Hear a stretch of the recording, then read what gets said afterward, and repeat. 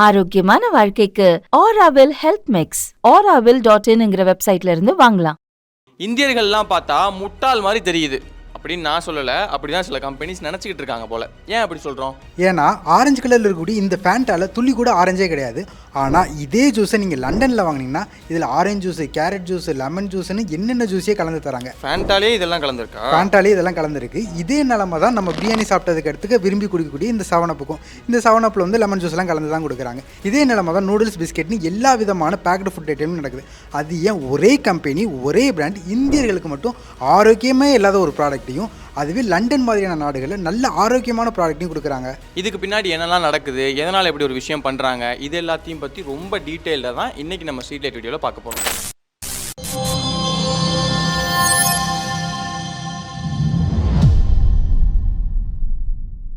முதல்ல என்ன ப்ராடக்ட் வச்சுருக்கீங்க? முதல்ல வந்து இந்த ஃபேண்டா தான் இருக்குது. இந்த ஃபேண்டாவோட இன்க்ரீடியன்ட் பார்த்தீங்கன்னா carbonated water, sugar, acidity regulator, stabiliser, அப்புறம் ப்ரிசர்வேட்டிவ், அப்புறம் இந்த கலருக்காக கலர் விஷயங்கள்லாம் இந்த மாதிரி விஷயங்கள்லாம் சேர்க்குறாங்க. இதே ஃபேண்டா, இதே ஆரஞ்சு கலர் ஃபேண்டா வந்து, ஏன்னா ஃபேண்டாவில் நிறைய கலர் இருக்குது. இதே ஆரஞ்சு கலர் ஃபேண்டாவை அமேசானில் இருக்கக்கூடிய வெப்சைட், யூகே வெப்சைட்டில் போய் பார்த்தீங்கன்னா அதில் வந்து சிட்ரஸ் ஃப்ரூட்ஸ் இருக்கும், ஆரஞ்சு கான்சன்ட்ரேட் இருக்கும், அப்புறம் பம்ப்கின் ஜூஸ் இருக்கும்.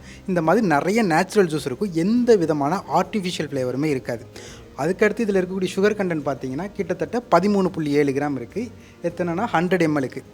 ஆனால் இதே 100 ml அதே ஜூஸில் வந்து 4.5 கிராம் சுகர் தான் இருக்கும். கிட்டத்தட்ட 3 மடங்கு கம்மியான சுகர் தான் வந்து அந்த ஜூஸில் சேர்க்குறாங்க. இங்கே ரொம்ப அதிகமாகவே இருக்குது. இதே நிலமை தான் இந்த சவனப்பு. இதில் பார்த்தீங்கன்னா கிட்டத்தட்ட 100 ml வந்து 11.7 கிராம் வந்து சுகர் இருக்குது. இப்படி தான் எல்லா ஜூஸ்லேயும் அங்கே சுகர் வந்து கம்மியாக இருக்குது, இங்கே ரொம்ப ரொம்ப அதிகமாகவே இருக்குது. இதெல்லாம் பெரிய அநியாயமாக இருக்கே ப்ரோ. இப்போ தெரிஞ்சே தானே இந்த விஷயத்தெல்லாம் பண்ணுறாங்க. இதனால் மக்களுக்கு எவ்வளோ பாதிப்பு ஏற்படும்? கண்டிப்பாக பாதிப்பு ஏற்பட தான் செய்யும். ஒரு ஆவரேஜ் அடல்ட் வந்து கிட்டத்தட்ட 30-40 கிராமுக்கு ரொம்ப கம்மியான சுகர் தான் வந்து ஒரு நாளைக்கு சேர்க்கலாம். அப்படி பார்த்தீங்கன்னா கிட்டத்தட்ட நீங்கள் 26.7 கிராம் கிட்ட சுகர் வந்து ஒரு நாளைக்கு வந்து இதிலேருந்து கன்சியூம் பண்ணுறீங்க. கிட்டத்தட்ட ஒரு நாளைக்கு ரெக்யூர்மெண்ட்டோட கிட்டத்தட்ட 70-80% ஆஃப் த சுகர் இந்த ஒரு ஜூஸை குடித்தாலே வந்தது. இத்தனைக்கும் சின்ன பாட்டில் ஜூஸ் தான். இது போக நம்ம இந்தியன் மீலே கார்போஹைட்ரேட்ஸ் அதிகமாக இருக்கக்கூடிய மீல்ஸ் தான். ஸோ இதெல்லாம் நம்ம எடுத்துக்கிட்டே இருக்கும் போது உடம்புல வந்து சுகர் கண்டென்ட் அதிகமாகும். இப்படி சுகர் கண்டென்ட் அதிகமாச்சுன்னா பிளட்டில் சுகரோட லெவல் அதிகமாகும். அந்த லெவலை பேலன்ஸ் பண்ணுறதுக்காக பேங்க்ரியாஸ் வந்து இன்சுலின் அதிகமாக சுரக்கும். ஸோ ஓவராக சுரந்துக்கிட்டே இருந்துச்சுன்னா டயபிட்டிஸ் வரும், ஒபிசிட்டி வரும், இல்லை இன்னும் நிறைய சுகர் இருக்குங்கிற பட்சத்தில் லிவர் ஃபெயிலியர் கூட ஆகிறதுக்கான சான்ஸ் இருக்குது. இப்படி நிறைய பிரச்சனைகள் தொடர்ந்து நடந்துக்கிட்டே இருக்குது. இந்தியாவில் கூட சுகர் பேஷண்ட்ஸ் அதிகமாக இருக்காங்க. கிட்டத்தட்ட நம்ம வேர்ல்டு நம்பர் 2 இருக்கணும். சைனாக்கு அடுத்து நம்ம தான் அதிகமாக இருக்கும். இந்த நிலைமையில் வந்து சுகரை பற்றி எந்த ஒரு கவலையுமே இல்லாமல் இவ்வளோ எடுத்துக்கிறது வந்து ரொம்ப பெரிய பிரச்சனையாகவே மாறிக்கிட்டு இருக்கு. இதை பற்றி மக்களுக்கு விழிப்புணர்வு ஏற்படுத்தணும் அப்படிங்கிறது ஓகே, ஏன்னா நிறைய பேர் அதை பற்றி பண்ணிகிட்டே இருக்காங்க. ஆனால் எனக்கு என்ன இப்போ கேள்வி வருது, என்ன கோவம் வருது அப்படின்னா, ஒரே கம்பெனி நம்ம நாட்டில் இப்படி கொடுத்துட்டு அந்த நாட்டில் அப்படி கொடுக்குறான்ல, அது ஏன்? அது ஏன்னு பார்த்தீங்கன்னா இங்கே இருக்கக்கூடிய ஸ்டாண்டர்ட்ஸ் தான். இதே பிரச்சனை யூகேலையுமே இருந்துச்சு. அங்கே வந்து இந்த மாதிரி ஜூஸஸ் வந்து அதிகமாக குழந்தைங்கள்லாம் கன்சியூம் பண்ணுவாங்க. ஏன்னா பார்க்க கலராக இருக்குது, டேஸ்ட்டாக இருக்குது. நம்ம ஊர்லேயே அதே தானே, நம்ம ஊர்லேயே அதே நிலமை தான் இருக்கும்.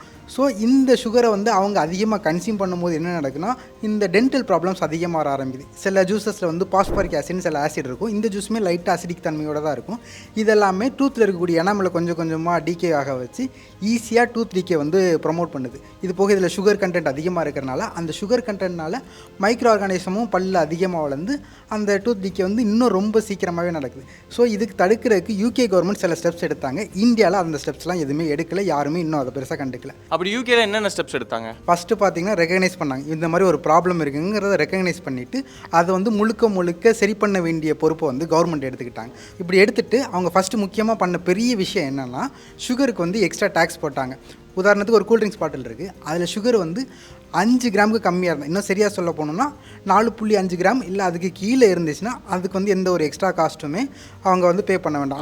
100 mlக்கு 4 கிராம் கம்மியாக இருந்துச்சுன்னா எக்ஸ்ட்ராவாக எந்த காசும் கொடுக்க வேணாம். அதுவே 4.5 கிராமோட அதிகமாக 7.5 கிராம் வரைக்கும் இருந்துச்சுன்னா அவங்க வந்து எக்ஸ்ட்ரா காசு கொடுக்கணும். 1 லிட்டருக்கு 10 ரூபா 20 ரூபா. நம்ம இந்திய காசில் 20 ரூபா 30 ரூபாங்கிற அதாவது டேக்ஸ் மாதிரி அதை வந்து அதிகப்படுத்திட்டே இருக்கும். அப்படி பார்க்கும்போது இதெல்லாம் ப்ராடக்டாக வந்து வெளியே வந்து கடைக்கு சேல்ஸ் ஆகுதுன்னா எந்த ப்ராடக்ட்டில் வந்து சுகர் லெவல் கம்மியாக இருக்கோ அதுதான் கம்மியான ரேட்டுக்கு மக்களுக்கு கிடச்சிச்சு.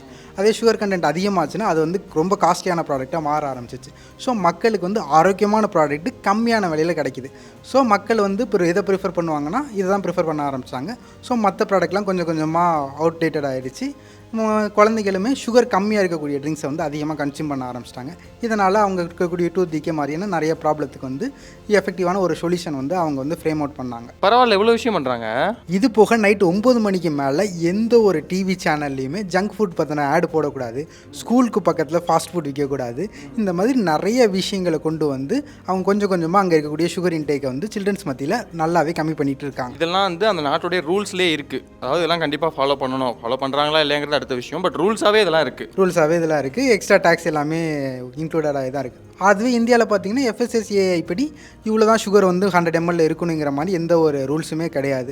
அதுவே யூகேயில் வந்து 8 கிராமுக்கு மேலே சுகரே சேர்க்கக்கூடாதுன்னு இருக்காங்க. இங்கே நார்மலாக பார்த்தீங்கன்னா எல்லாத்துலேயுமே 10 கிராமுக்கு மேலே தான் 11 வந்து இருக்கும். அதில் வந்து 8 கிராம் தான் சுகர் மீட் பண்ணிட்டு சுகர் லிமிட் வந்து இன்டேக் வந்து கம்மி பண்ணியிருக்காங்க. இது போக சில ட்ரிங்க்ஸில் வந்து சுகர் இல்லாமல் கேஃபைன் கண்டென்ட் இருக்கும்.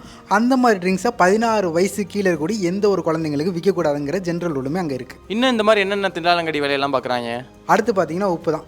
ஒரு நாளைக்கு நம்ம வந்து 5 கிராம் உப்பு வரைக்கும் தாராளமாக எடுத்துக்கலாம், எந்த ஒரு பிரச்சனையுமே இல்லை. நீங்கள் சாதாரணமாக எந்த ஒரு பேக்டு ஃபுட் ப்ராடக்ட்ஸும் பார்த்தீங்கன்னா அதில் உப்பு இவ்வளோ ஆட் பண்ணியிருக்கோங்கிறத டேரெக்டாக மென்ஷன் பண்ணியிருக்கவே மாட்டாங்க.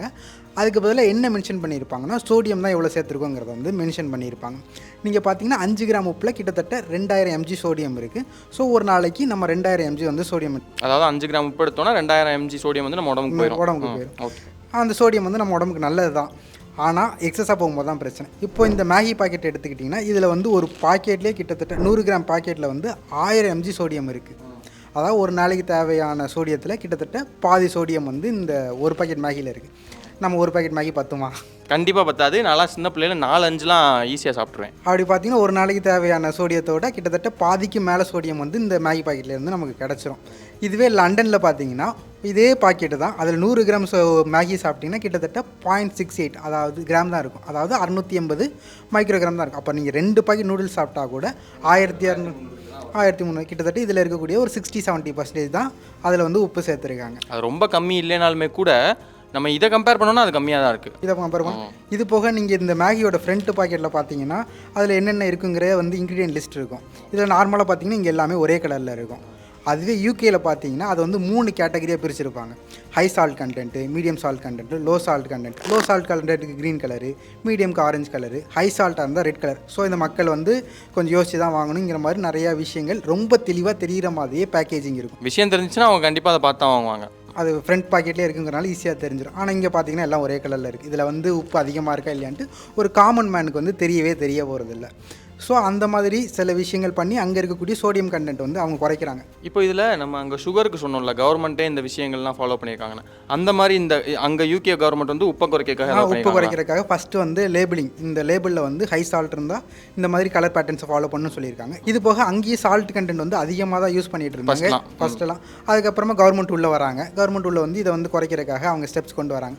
அப்படி கொண்டு வந்து என்ன பண்ணலாம்னா ஃபஸ்ட்டு கொஞ்சம் கொஞ்சமாக சால்ட்டு மொத்தமாக எடுத்துட்டோன்னா என்ன பிரச்சனை ஆகும்னா டேஸ்ட் வந்து யாருக்குமே பிடிக்கவே பிடிக்காது. ஏன்னா சால்ட்டு தான் ஒரு ஃபுட் ப்ராடக்ட் வந்து டேஸ்ட்டை கொடுக்குறது. இன்னொன்று தான் இருப்பான், ஆனால் அவனை போட்டால் தான் டேஸ்ட் வரும். ஸோ அப்படிங்கும் போது டக்குன்னு தூக்கிட்டோன்னா அது வந்து ஃபுட் இண்டஸ்ட்ரிக்கு மிகப்பெரிய அடியாக ஒழுங்குறதுனால ஸ்டெப் பை ஸ்டெப்பாக ஒரு 5 வருஷத்தில் வந்து ஒரு 5%, அடுத்த 5 வருஷத்தில் 10%, இப்படி ஸ்டெப் பை ஸ்டெப்பாக குறைச்சி கிட்டத்தட்ட அப்போ இருந்ததோட 60% சால்ட் தான் இப்போ எல்லா ஃபுட் ப்ராடக்ட்ஸையும் பயன்படுத்துகிற மாதிரி கொண்டு வந்துட்டாங்க. இது போக லேபிளிங் இருக்குது. அதனால் மக்களும் கொஞ்சம் பார்த்து தேர்ந்தெடுத்து தான் வாங்குறாங்க. சப்போஸ் அவங்க தேர்ந்தெடுத்து வாங்கலைன்னு கூட நம்ம நாட்டை கம்பேர் பண்ணோன்னா ஆட்டோமேட்டிக்காகவே அவங்க கம்மியான உப்பு தான் இந்த ப்ராடக்ட்ஸ் மூலமாக கன்சியூம் பண்ணுற மாதிரி தான் அது இருக்குது. சரி, இப்போது உப்பு அதிகமாக எடுக்கிறதுனால என்ன பிரச்சனை வரும் அப்படிங்கிறதையும் நம்ம இங்கே சொல்கிறது நல்லதுன்னு நினைக்கிறேன். ஏன்னா இப்போ என்ன ஆகுது அப்படின்னா இதில் ரொம்ப முக்கியமான, இப்போ நம்ம நிறைய ஃபுட்ஸ் நிறைய எடுத்துக்கிறோம், அதில் நம்ம ஈஸியாக உப்பு சேர்த்துக்கிறோங்கிறத தாண்டி சோறில் உப்பு போட்டு சமைக்கிற பழக்கம் இங்கே நிறைய பேருக்கு இருக்குது. அது என்னன்னா, நீங்கள் சோறில் உப்பு போட்டு சமைக்க தேவையில்லைங்க. உங்களுக்கு வந்து நீங்கள் தொடர்ந்து அதே சாப்பிட்டிங்கன்னா உங்களுக்கு அந்த பழக்கம் இருக்கும். ஒரு 2-3 நாள் நீங்கள் அதை மிஸ் பண்ணி சாப்பிட்டிங்கன்னா 3ஆவது நாள் 4ஆவது நாள்லாம் உங்களுக்கு அது வந்துடும். அதனால் சோறில் உப்பு போட்டு தயவு செஞ்சு சாப்பிடாதீங்க. குழம்புல மட்டும் உப்பு போட்டு அதுவும் அளவாக போட்டு சாப்பிடுங்க. இப்போ உப்புனால என்ன ப்ராப்ளம் வருங்கிறதையும் சொல்லிவிடுங்க. உப்பில் ஃபஸ்ட் இந்தியா ஃபுட் டயட்டில் ஒரு பெரிய பிரச்சனை இருக்குது. என்னென்னா நம்ம இட்லி, தோசை, அப்புறம் சோறு, புட்டு, பொரியல் இதில் எல்லாத்தையும் சேர்த்து பார்த்திங்கனாலே ஒரு நாளைக்கு தேவையான சால்ட் கண்டென்ட்டோட அதிகமான சால்ட் கண்டென்ட் தான் நம்ம கன்சியூம் பண்ணுறோம். இது போக இந்த மாதிரி ஸ்நாக்ஸ்லாம் எடுத்துக்கும் போது அது ரொம்ப அதிகமாகிடுது. இப்படி அதிகமாகும் போது பிளட்டில் வந்து ஆட்டோமேட்டிக்காக உப்போட கண்டென்ட் அதிகமாகுது. ஸோ இதை பேலன்ஸ் பண்ணுறதுக்காக பாடி வந்து அதிகமான தண்ணி வந்து ரத்தத்தில் உள்ள இழுக்கும். அப்போ பிளட்டோட வால்யூம் வந்து இன்க்ரீஸ் ஆகும். அப்படி இன்க்ரீஸ் ஆகும்போது நர்வ்ஸில் வந்து ஒரு சின்ன ப்ரெஷர் கிரியேட் ஆகும். இதை தான் நம்ம வந்து பிளட் ப்ரெஷர்னு சொல்கிறோம். ஸோ பிளட் ப்ரெஷர் அதிகமாகும். பிளட் ப்ரெஷர் அதிகமாக இருந்துச்சுன்னா அடுத்து ஹார்ட் அட்டாக், இந்த மாதிரி ஹார்ட் சம்மந்தப்பட்ட பிரச்சனைகள் வரும். இது போக இந்த பிளட்டில் அதிகமான உப்புத்தன்மை இருக்கிறனால இதை ஃபில்டர் பண்ணுற வேலையை கிட்னி தான் பார்க்குது. அப்படி கிட்னி அதிகமாக வேலை செய்யும் போது கிட்னி ஃபெயிலியர் நடக்கும். அது போக கிட்னி ஸ்டோன்ஸ், இந்த மாதிரி நிறைய சிக்கல் வரும். இது போக ஃபேட்டி லிவர் மாதிரியான நிறைய பிரச்சனைகள் தொடர்ந்து இதனால் வந்துக்கிட்டே இருக்கும். ஸோ உப்பு வந்து கண்ட்ரோல் பண்ண வேண்டியது ரொம்ப முக்கியமான விஷயம். அதுவும் ஸ்பெசிஃபிக்காக இந்தியன்ஸ் வந்து கம்மி பண்ணணும். ஏன்னா அவங்களுக்கு டெய்லி கண்டென்ட்டு சாப்பாட்டில் கிடச்சது. இது போக நம்ம சாப்பிடக்கூடிய ஸ்நாக்ஸில் வந்து எக்ஸஸாக உப்பு இருக்குது. அதை வந்து கண்ட்ரோல் பண்ணுறது ரொம்ப முக்கியமான விஷயம். இப்போ உப்பு என்ன அவ்வளோ பெரிய பிரச்சனையை ஏற்படுத்திடுமா, இதில் உப்பு தேவைப்பட்டால் தான் நல்லாயிருக்கு அப்படின்னு சில பேர் யோசிச்சிங்க அப்படின்னா, நீங்கள் நார்மலாக ஒரு கிட்னி ஹாஸ்பிட்டலுக்கு போய் ஒரு நிமிஷம் அப்படி உள்ளே போயிட்டு வந்தீங்கன்னா, ஒரு டயாலிசிஸ் சென்டருக்குள்ளே அப்படியே உள்ளே போயிட்டு வந்தீங்கன்னா அது எவ்வளோ பெரிய பாதிப்பை ஏற்படுத்துது அப்படிங்கிறது எல்லாருக்குமே கண்டிப்பாக தெரியும். அதனால் வந்து கண்டிப்பாக உப்பை வந்து கம்மி பண்ணி சாப்பிடுங்க ப்ளீஸ். அப்போ சர்க்கரையில் சேட்டை பண்ணுறாங்க, உப்பில் சேட்டை பண்ணுறாங்க. மூணாவது என்ன விஷயம்? மூணாவது மெயின் இன்க்ரீடியன்ட்னா மைதா. இந்த மைதா பற்றி நம்ம நிறையாவே கேள்விப்பட்டிருப்போம். இப்போ இந்த மேகி எடுத்துக்கிட்டாலும் சரி, இந்த பிஸ்கெட் பாக்கெட் எடுத்துக்கிட்டாலும் சரி, ரெண்டுத்தையும் மெயின் இன்க்ரீடியன்ட் வந்து மைதா தான் இருக்கும். அதுவே யூகேயில் இருக்கக்கூடிய பிஸ்கெட் பாக்கெட்டோ இல்லை நூடுல்ஸ் பாக்கெட்டோ எடுத்து பார்த்தீங்கன்னா அங்கே வந்து முழுக்க கோதுமையை யூஸ் பண்ணி தான் பண்ணியிருப்பாங்க. ஆனால் இங்கே மட்டும் மைதாவை யூஸ் பண்ணி பண்ணுறாங்க. இப்போது இதில் என்ன பெருசாக பிரச்சனை இருக்க போகுது? ஏன்னா இப்போ மைதாவே கோதுமையிலேருந்து தான் வரக்கூடியது. அந்த வெளியில் இருக்கிற அந்த பிராண்டெல்லாம் எடுத்துகிட்டு உள்ளே இருக்கக்கூடிய அந்த மாவு சத்தை மட்டும் நம்ம எடுத்து கொடுத்தோம்னா அதுதான் மைதா. இதனால பெரிய லெவலில் என்ன ப்ராப்ளம் வரும்னு நினைக்கிறீங்க? நீங்கள் சொல்கிற மாதிரி பெரிய வித்தியாசம்லாம் இருக்காது. என்ன வித்தியாசம் இருக்குன்னா, அந்த பிராண்ட் இருக்கிறனால அதில் வந்து ஃபைபர் கண்டென்ட் வந்து அதிகமாக. கோதுமையில் சொல்கிறீங்க? கோதுமையில் வந்து ஃபைபர் கண்டென்ட் கொஞ்சம் அதிகமாக இருக்கும் மைதாவை கம்பேர் பண்ணும்போது. அதுவும் ஒரு 5-7% தான் அதிகமாக இருக்கும். இது போக சிங்க்கு, அயன் மாதிரி நிறைய மைக்ரோ நியூட்ரியன்ஸ் வந்து கோதுமையில் ப்ரெசென்ட் ஆகிருக்கும். மைதாவில் வந்து பெருசாக இருக்காது. இதெல்லாம் தாண்டி அந்த மைதா வந்து அரைச்சா கூட லைட்டாக ஒரு எல்லோ ஷேட் தான் இருக்கும். இதை ஒயிட்டாக மாற்றுறதுக்கு சில கெமிக்கல் ப்ராசஸ் பண்ணுவாங்க. அந்த கெமிக்கல்ஸ் வந்து ஃபுட் ப்ராடக்ட்டில் கலக்கிறதுக்கான சான்ஸ் இருக்குது. ஆனால் அது ரொம்ப மினிமலான அமௌண்ட் தான். அது நம்ம மேலே எந்த ஒரு பெரிய பாதிப்பையும் ஏற்படுத்தாது. அப்போ மைதாவில் என்ன தான் பிரச்சனை? மைதாவில் பார்த்தீங்கன்னா கிளைசெமிக் இண்டெக்ஸ் வந்து ரொம்ப அதிகமாக இருக்கும். டக்குன்னு சாப்பிடும் போது சுகர் ஸ்பைக் ஆகி முன்னாடி நம்ம பார்த்தா அதே ப்ராப்ளம்ஸ் வர்றதுக்கான சான்ஸ் வந்து கோதுமையை கம்பேர் பண்ணும்போது மைதாவில் ஒரு 10% 15% ஜாஸ்தியாக இருக்குது. மைதா கோதுமையிலையும் நடக்கும், பட் வந்து இதில் அதிகமாக நடக்குதுன்னு சொல்லி. இதில் அதிகமாக நடக்குது. இது போக நம்ம வந்து நார்மலாகவே அதில் இப்போ பேக்கரி ஐட்டம்ஸ்லாம் மைதாவில் செய்கிறது போக சர்க்கரைகள், உப்புகள் இது எல்லாத்தையும் நிறையா சேர்க்கறதுனால இன்னுமே அது கொஞ்சம் பிரச்சனை ஆகுது. பட் யூகேயில் வந்து அது ரொம்ப கம்மியாக இருக்குது. யூகேயில் வந்து கம்ப்ளீட்டாக மைதாக்கு வந்து பேன் பண்ணல. ஆனாலும் எல்லாருமே கோதுமை ஏன் யூஸ் பண்ணுறாங்கன்னு கேட்டிங்கன்னா, நீங்கள் மைதா வந்து ஒரு ஃபுட் ப்ராடக்ட்டில் யூஸ் பண்ணிங்கன்னா அது கூட அயன், விட்டமின்ஸ் மாதிரி நிறைய மைக்ரோ நியூட்ரியன்ஸை சேர்த்து தான் அந்த ஃபுட் ப்ராடக்ட்டை பண்ணணும். எதுக்குடா தலைவலின்னு சொல்லிட்டு அவங்க டேரெக்டாக கோதுமையை வந்து சேர்த்து யூஸ் பண்ணிடுறாங்க. இப்போ கோதுமையை வந்து யூகேயில் யூஸ் பண்ணிங்கன்னா அவங்க இந்த மாதிரி எந்த ஒரு மைக்ரோ நியூட்ரியன்ட்டையும் அதில் வந்து ஆட் பண்ணணும்னு அவசியம் கிடையாது. இப்படி சில ரெகுலேஷன் இருக்கிறனால தான் அங்கே இருக்கக்கூடிய ஃபுட் ப்ராடக்ட்டில் எல்லாமே கோதுமை இருக்குது. அதுவே இந்தியாவில் இருக்கக்கூடிய ஃபுட் ப்ராடக்ட்டில் மைதா இருக்குது. அதாவது ஒரு கவர்மெண்ட்டே மைதாவில் வந்து மைக்ரோ நியூட்ரியன்ஸ் கம்மியாக இருக்குது அப்படிங்கிறதுனால மைதா ஆட் பண்ணால் மைக்ரோ நியூட்ரியன்ஸ் சேருங்கப்பா அப்படின்னு சொல்லியிருக்காங்க. பட் இங்கே வந்து அது இல்லை. நைஸ், சூப்பராக இருக்குது, கேட்கவே நல்லாயிருக்கு. இப்போ இந்த 3 முக்கியமான விஷயங்களையுமே அவங்க சேட்டை பண்ணியிருக்காங்க. அதாவது இந்தியாவை பொறுத்த வரைக்கும் உங்களுக்கு உப்பும் அதிகமாக சாப்பிட்ற பழக்கம் இருக்குது, சீனியும் அதிகமாக எடுத்துக்கக்கூடிய பழக்கம் இருக்குது, அதே மாதிரி வந்து மைதாவாக அதிகமாக எடுத்துக்கக்கூடிய அந்த பழக்கமும் இருக்குது. இந்த 3லையுமே இப்போ நம்ம வந்து இந்த கம்பெனிஸ் இப்படி பண்ணுறாங்க அப்படிங்கிறதையும் தாண்டி அரசாங்கம் அந்த நாட்டில் வந்து இதில் சில பிரச்சனைகள்லாம் இருக்குது, இதை சரியாக மக்களுக்கு போய் சேரணும் அப்படிங்கிறதுக்காக சில விஷயங்கள் பண்ணியிருக்காங்க. ஆனால் அதுவே நம்ம FSSAI எடுத்துக்கும் போது அந்த மாதிரியான எந்த விஷயங்களுமே பண்ணல. இப்போ இது ஒரு பக்கம் இருக்கட்டும். இதை தாண்டி இந்த கம்பெனிஸ் எல்லாம் என்ன மாதிரியான விஷயங்கள்லாம் பண்ணி இந்த மக்களை வந்து கொஞ்சம் மேனுப்புலேட் பண்ணுறது, இந்த மாதிரி விஷயங்கள்லாம் பண்ணுறாங்க? அது என்னென்னா ஆட் கிமிக். இப்போ இந்த பிஸ்கெட்டை பார்த்தீங்கன்னா ஏதோ ஃபுல்லாக பால் இருக்கிற மாதிரி இருக்கும். ஆனால் பின்னாடி திருப்பி பார்த்தீங்கன்னா கிட்டத்தட்ட 4% மில்க் சாலிட்ஸ் தான் இதில் வந்து சேர்த்துருக்காங்க. அப்படி பார்க்கும்போது இதுக்கு டேரெக்டாக நீங்கள் பாலே குடிச்சிட்டு போயிடலாம். இதே மாதிரி தான் நீங்கள் ஹார்லிக்ஸ்லாம் எடுத்துக்கிட்டிங்கன்னா டாலர், ஸ்ட்ராங்கர், ஷார்ப்பர் என்னென்னமோ போட்டிருப்பாங்க. இதெல்லாம் உண்மையிலவே கிளினிக்கலி ப்ரூவனான்னு பார்த்தீங்கன்னா அவங்க வெப்சைட்டில் வந்து சில ரெஃபரன்ஸ்லாம் கொடுத்துருப்பாங்க. அந்த ரெஃபரன்ஸில் போய் பார்த்தீங்கன்னா ஹார்லிக்ஸ் எடுத்துக்கிட்டிங்கன்னா மைக்ரோ நியூட்ரியன்ஸ் வந்து சேர்த்து சில்ட்ரன்ஸுக்கு கொடுத்தோன்னா அவங்க வந்து கொஞ்சம் டாலராகவோ, ஸ்ட்ராங்கராகவோ, ஷார்ப்பராகவோ ஆகுறாங்கிற மாதிரியான சில ஆர்டிகல்ஸ் இருக்கும். ஆனால் ஹார்லிக்ஸை கொடுத்து தான் அவங்க வந்து இப்படி ஸ்டாலராக, ஸ்ட்ராங்கராக, ஷார்ப்பராக ஆனாங்க அப்படிங்கிற வந்து எந்த ஒரு விஷயமும் இருக்காது. அதையும் ரொம்ப கம்மியான ஒரு 500-600 பேர் தான் அதை வந்து எக்ஸ்பெரிமெண்ட் பண்ணி பார்த்துருப்பாங்க. அதனால தான் இது வந்து கிளினிக்கலி ப்ரூவன் சொல்லி போட்டிருப்பாங்க. சயின்டிஃபிக்கலி ப்ரூவன்னா எல்லா இடத்துக்குமே அது ஒர்க் அவுட் ஆகிருக்கும். சயின்டிஃபிக்கலி ப்ரூவனுக்கும் கிளினிக்கலி ப்ரூவனுக்குமே வித்தியாசம் இருக்கா? கிளினிக்கலி ப்ரூவன்னா அவங்க சொன்ன ஃபேக்ட்ஸு கரெக்டாக இருக்கான்னு வெரிஃபை பண்ணுறதுக்கு சின்ன குரூப்பில் மட்டும் தான் பண்ணி பார்ப்பாங்க. அது எல்லாருமே ஏற்றுக்கிட்டாங்க அப்படிங்கிற அர்த்தமே கிடையாது. சயின்டிஃபிக்கலி ப்ரூவன்னா அது எல்லாருமே ஏற்றுக்கிட்டாங்க. அதை எப்படி போட்டு நீ பார்த்தாலுமே எல்லாருக்கும் எல்லாருக்குமே அது ஒர்க் அவுட் பியர் ரிவ்யூலாம் பண்ணி எல்லாருமே அதை ஏற்றுக்கக்கூடிய விஷயமா இருக்கும். சயின்டிஃபிக்கல் ரிவன் எல்லா இடத்துலையுமே கிளினிக்கலி ப்ரூவன் சொல்லி அவங்க போட்டு எல்லா இடங்களையும் தப்பிச்சிட்டு இருக்காங்க. பூஸ்ட்டுமே அதே மாதிரி தான். அவங்க ஆர்டிக்கலில் பார்த்தீங்கன்னா ஓடக்கூடிய ரேசர்ஸ் ஒரு அத்லெட்ஸ்க்கு வந்து இந்த கார்போஹைட்ரேட்ஸ்க்கு ரிச்சாக இருக்கக்கூடிய ட்ரிங்க்ஸை வந்து அதிகமாக குடிச்சிட்டு ஓடும்போது அவங்களுக்கு வந்து ஸ்டாமினா அதிகமாக இருக்குது, அதனால் நாங்கள் இந்த பூஸ்ட்டை குடிச்சிட்டு ஓடினாலும் அதிகமான ஸ்டாமினா இருக்குங்கிற மாதிரி சொல்லியிருப்பாங்க. ஆனால் அவங்க பூஸ்ட்டை குடிச்சதுனால தான் அவங்க ஸ்டாமினா இன்க்ரீஸ் ஆகிடுச்சு, எந்த ஒரு இதுவுமே இருக்குது. நீங்கள் அதிகமாக சோறு சாப்பிட்டு ஓடினீங்கனாலும் அதில் கார்போஹைட்ரேட்ஸ் அதிகமாக தான் இருக்க போகுது. ஸோ அப்போவும் ஸ்டாமினா இன்க்ரீஸ் ஆகிருக்கும். நம்மளால் சொல்ல முடியுமான்னு கேட்டிங்கன்னா ரொம்ப நேரம் ஓட முடியுங்கிறத இப்படி அவங்க லைட்டாக இது பண்ணுறாங்க. இப்போ இங்கே வேர்ட் ப்ளே தான் முக்கியமான விஷயமா இருக்குது. எப்படி அந்த வார்த்தைகள் ட்விஸ்ட் பண்ணி அதை வந்து பிராண்ட் பண்ணுறாங்க அப்படிங்கிறது தான் பாயிண்ட்டாக இருக்குது. இந்த மாதிரி விஷயங்களில் வந்து இந்தியாவில் வந்து அதிகமாக நடக்குது. அதுவே யூகேல பார்த்தீங்கன்னா அப்படிலாம் பெருசாக எதுவுமே நடந்திருக்கு. பேக்கெட்ஸ்லாம் எடுத்து பார்க்கும்போது அந்த மாதிரி எதுவுமே இல்லை, எல்லாம் பிளேனாக தான் இருக்குது. ஸோ இந்த மாதிரி மக்களை வந்து அதிகமாக இந்தியாவில் வந்து மேனிபுலேட் பண்ணிகிட்டு இருக்காங்க. அப்போ எனக்கு என்ன முக்கியமான இங்கே கேள்வி வருதுன்னா, எஃப்எஸ்எஸ்ஐ வந்து எதுவுமே பண்ணுறது இல்லையா? அப்படிலாம் இல்லை, இவங்க சில விஷயங்கள் பண்ணிட்டு தான் இருக்காங்க. உதாரணத்துக்கு இந்த விஷயமே எடுத்துப்போம், ஹார்லிக்ஸு பூஸ்ட்லாம் எடுத்துக்கிட்டிங்கன்னா முன்னாடி ஹெல்த் ட்ரிங்க்ங்கிற கேட்டகரியில் வரும். ஹெல்த்னா நம்ம ஹெல்த்தியாக ஆக்குங்கிற மாதிரியான கேட்டகரியில் வரும். இப்போ அவங்க பார்த்துட்டு என்னென்னா அதில் வந்து கார்போஹைட்ரேட்ஸ் தான் அதிகமாக இருக்கும், கார்போஹைட்ரேட்ஸும் சுகர்ஸ் தான் அதிகமாக இருக்கும். அது வந்து சுகர் ஸ்பைஸை வந்து அதிகப்படுத்தும். அதனால் அது வந்து ஹெல்த்தியாக ட்ரிங்க்னு நீங்கள் மார்க்கெட் பண்ணக்கூடாது, அதை வந்து நியூட்ரிஷனல் ட்ரிங்க்ஸு கீழே தான் கொண்டு வரணும்னு சொல்லி மாற்றிட்டாங்க. ஸோ இப்போ இருக்கக்கூடிய ஹார்லிக்ஸ் எல்லாமே நியூட்ரிஷனல் ட்ரிங்க்குங்கிற கிளாசிஃபிகேஷன் கீழே தான் வரும். ஆனால் நீங்கள் யோசிச்சு பார்த்தீங்கன்னா நியூட்ரிஷனல் ட்ரிங்க்கு ஹெல்த்தி ட்ரிங்க்கு வெளியிலேருந்து நான் பார்த்தேன் அப்படின்னா நியூட்ரிஷன் ஹெல்த்தி ரெண்டுமே நல்லது தானே அப்படிங்கிற மாதிரி தோணும். ஆனால் அந்த வார்த்தையோட உள்ளர்த்தத்தோடு நீங்கள் போய் பார்த்தீங்க அப்படின்னா அவங்க என்ன மாதிரியான வேர்ட் பிளே அங்கே பண்ணியிருக்காங்கிறத யோசிச்சு பார்த்தோம்னா தான் ஓகே இதில் இவ்வளோ பெரிய வித்தியாசம் இருக்குங்கிறது நமக்கு புரியும். இல்லைன்னா அது பெருசாக வித்தியாசமே தெரியாதே. ஆமாம், தெரியாதான். அதை நீங்கள் பார்த்தீங்கன்னா அதில் சுகர் கண்டென்ட் தான் அதிகமாக இருக்குது. நீங்கள் இன்னும் சரியாக சொல்ல போனால் அதில் மைக்ரோ நியூட்ரியன்ஸும் சேர்க்க தான் செய்கிறாங்க. அந்த மைக்ரோ நியூட்ரியன்ஸ் உங்களுக்கு வேணும்னா நீங்கள் டெய்லி ஒரு ஸ்பூன் வந்து பம்கின் சீடு, அப்புறம் சீசம் அந்த எள்ளு சீடு, இது கூட கொஞ்சம் தைரியம் சேர்த்து சாப்பிட்டாலே உங்களுக்கு கிடச்சிடும். அவ்வளோ மைக்ரோ நியூட்ரியன்ஸ் தான் அதில் இருக்குது. ஆனால் அந்த மைக்ரோ நியூட்ரியன்ஸை எடுக்கணுங்கிறதுக்காக நம்ம கிட்டத்தட்ட 27-30 கிராம் வந்து சுகரை வந்து கூட எக்ஸ்ட்ரா சாப்பிட்றோம். அது குழந்தைங்களை வந்து பாதிக்குது. இந்த மாதிரி சில விஷயங்கள்னால தான் அது ஹெல்த் ட்ரிங்கில் இருக்கக்கூடாதுன்னு சொல்லி எஃப்எஸ்எஸ்சியை சொல்லியிருக்காங்க. ஆனால் மக்களுக்கு கன்வே ஆகும் போது அது பெருசாக நீங்கள் கன்வே ஆகலை. அதில் வந்து மக்களுக்கு இன்னும் நிறைய விழிப்புணர்வு தேவைப்படுது. அது நீங்கள் சொல்கிறது வந்து 100% உண்மையான பாயிண்ட் தான். என்ன விஷயம் அப்படின்னா, ரேஷன் அரிசி வீடியோவில் நம்ம ஒரு பாயிண்ட் சொல்லியிருப்போம்.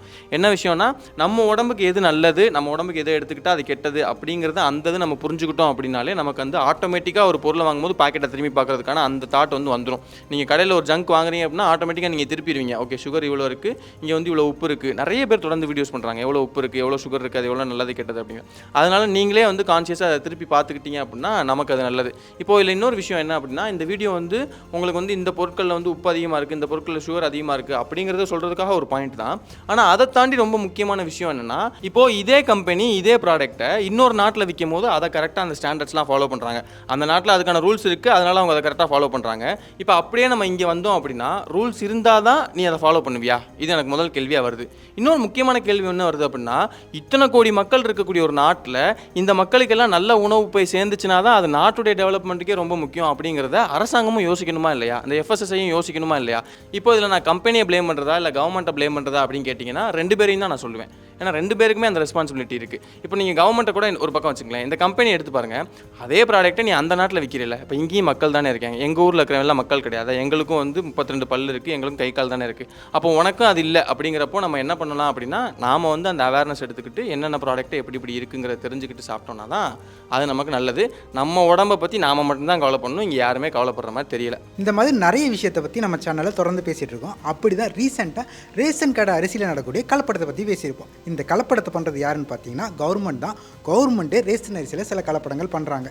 இது உண்மையான செக் பண்ணி பார்க்குறதுக்கு நாங்கள் அந்த அரிசியை வாங்கி டெஸ்ட்டுக்கு அனுப்பிச்சோம். அந்த டெஸ்ட் ரிப்போர்ட்லையும் இவங்க கலப்படம் பண்ணுறது உண்மைதாங்கிறது தெரிய வந்துச்சு. இதுக்கு சில பேர் வந்து இப்படிலாம் பண்ணுறதுனால மக்களுக்கு பெரிய பெரிய பிரச்சனைகள் வரும்னு எதிர்க்கிறாங்க. ஏன் விவசாயிகளே போராடுறாங்க.